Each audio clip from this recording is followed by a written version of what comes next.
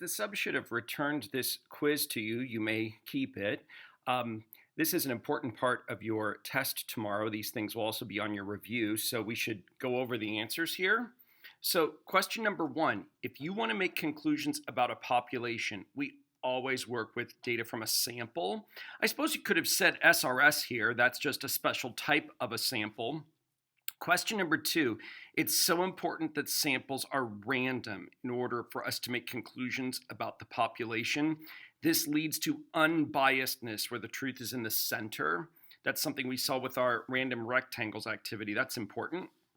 So number three, larger samples decrease the variability in the observed statistics around the truth. So that what we really know that means now, larger samples reduce the margin of error. That's also an important idea.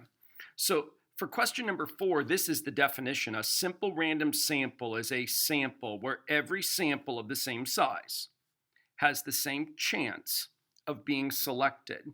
So if we're selecting a group of 10 people, every sample of size 10 randomly selected out of that population has to have the same chance of being selected. So look at question number five. I think this one is particularly important because this is about why you don't have a simple random sample. It's not that this method is a bad sampling method, it's just more sophisticated than a simple random sample. So in number five, I wanted you to give me specific evidence of why it's not a simple random sample. So in number five, assume that there are 500 juniors and 500 seniors at our school.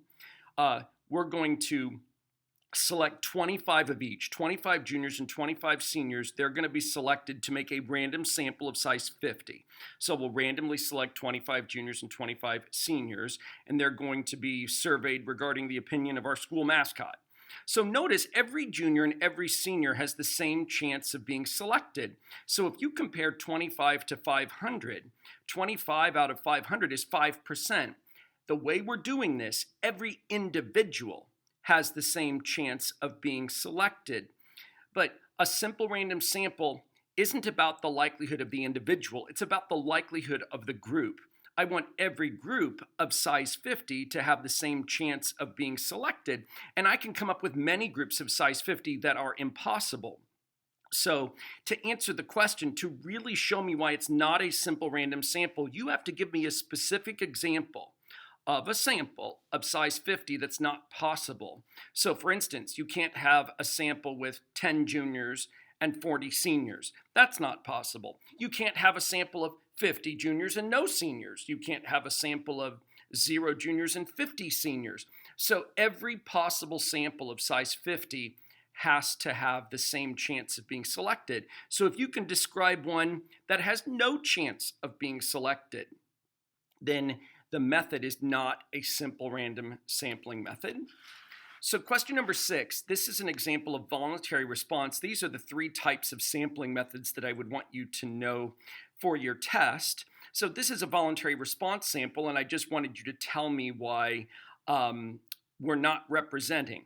The results of this method won't be representative of Colts fans in general, and the answer is no, because listen, this is a call-in survey, and frankly, there are lots of ways that you could write about this. I suppose only people with strong opinions, which are usually extreme one way or the other, will tend to participate. Frankly, only people that are even aware that this question is being asked could participate. Only people listening to this radio station would even have a chance of participating. So there are lots of reasons why voluntary response samples aren't representative of an entire population.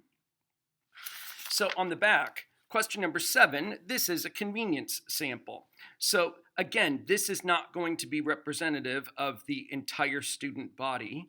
So here, again, the no, we're not representing the entire population, and that's because using this method, only the opinions of we're only surveying seniors. So the problem, this is a convenience sample because we're just surveying the class that happens to be in front of these teachers, but they're made up of all seniors. So we can't be representing the entire school's opinion because the opinion of freshmen and sophomores and juniors, they're not represented in any way. This is simply a convenience sample.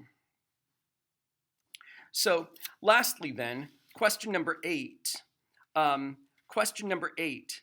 This is biased. The reason that this is biased, so this percentage is likely way too low, and you simply have to tell me the story. So in this context, look, we're only asking freshmen, but freshmen tend not to drive. Maybe freshmen aren't as involved in the school, so they're not going to the football games, and they aren't even aware of the parking problems at the football games. So if you ask only freshmen, you're probably going to get a percentage that's too low, but then because they're freshmen, tell me the story, tell me why it's too low.